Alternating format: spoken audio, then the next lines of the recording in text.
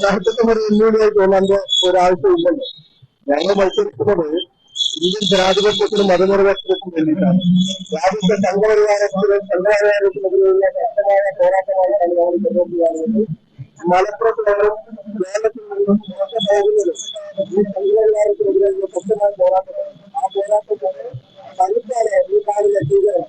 ഇവിടെ നമ്മൾ കണ്ടു. ഇന്ന് സ്ഥാനാർത്ഥി സ്ഥാപനത്തിന്റെ അന്ന് തന്നെ വളരെ ആവേശത്തോടു കൂടിയാണ് ഈ ചെറുപ്പക്കാർ ഈ സൂചന ഏറ്റെടുത്തിരിക്കുന്നത്. ഇതിൽ നിന്ന് വെല്ലുവിളി ആർക്കാണ് എന്നുള്ള ബോധ്യം നിങ്ങൾക്കുണ്ടാകും. വെല്ലുവിളി എതിർ സ്ഥാനാർത്ഥിക്ക്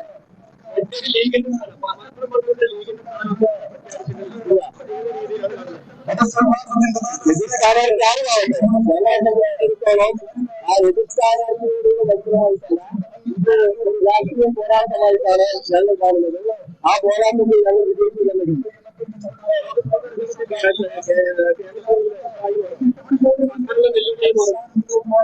കേന്ദ്ര സർക്കാരിനെതിരെയുള്ള വെല്ലുവിളിയായിരിക്കുന്നത്, കേന്ദ്ര സർക്കാരിനെതിരെയുള്ള വിലയിരുത്തലായിരിക്കും ഈ തെരഞ്ഞെടുപ്പ്. നിലവിൽ ഈ മണ്ഡലത്തിനെ പ്രതികരിച്ച എം പി എതിരെയിരിക്കുന്ന തെരഞ്ഞെടുപ്പായിരിക്കും.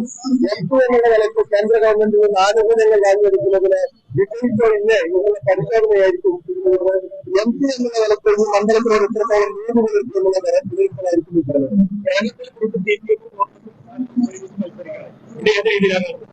കേരളത്തിന് പുറത്തുള്ള സാധ്യതകളല്ലല്ലോ കേരളത്തിനകത്തുള്ളത്. കേരളം എന്ന് പറയുന്നത് സംഘപരിവാരത്തിന് ഇടമില്ലാത്തയാളാണ്.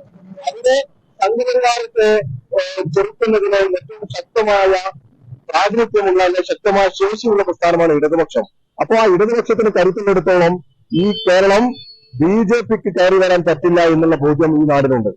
അതുകൊണ്ട് തന്നെ മറ്റു സംസ്ഥാനങ്ങളെ പോലെ ഈ നാടിനെ കാണേണ്ടതില്ല. ഇന്നും നമ്മൾ കാണുന്നത് കോൺഗ്രസിന്റെ എം.എൽ.എമാർ ബി.ജെ.പിയിലേക്ക് പോയി എന്നുള്ളതാണ്. അങ്ങനെയുള്ള വാർത്തകളാണ് ഓരോ ദിവസവും കേരളത്തിൽ നിന്ന് പുറത്തുനിന്ന് കാണുന്നത്. അവിടെയെല്ലാം ഇടതുപക്ഷം ഉണ്ടായിരുന്നെങ്കിൽ ഈ ഒരു അവസ്ഥ ഉണ്ടാകുമായിരുന്നില്ല.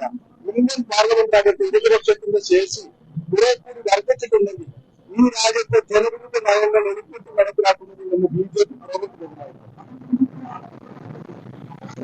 ജലലഭ്യത നിങ്ങൾക്കൊരു പ്രശ്നമാണോ? ഗവൺമെന്റ് അംഗീകൃത ബോർവെൽ ഏജൻസിയായ മദീന ബോർവെൽസ് ഇനി നിങ്ങൾക്കൊപ്പമുണ്ട്. മദീന ബോർവെൽസ്, പാണ്ടിക്കാട്, പെരിന്തൽമണ്ണ, കൊപ്പം.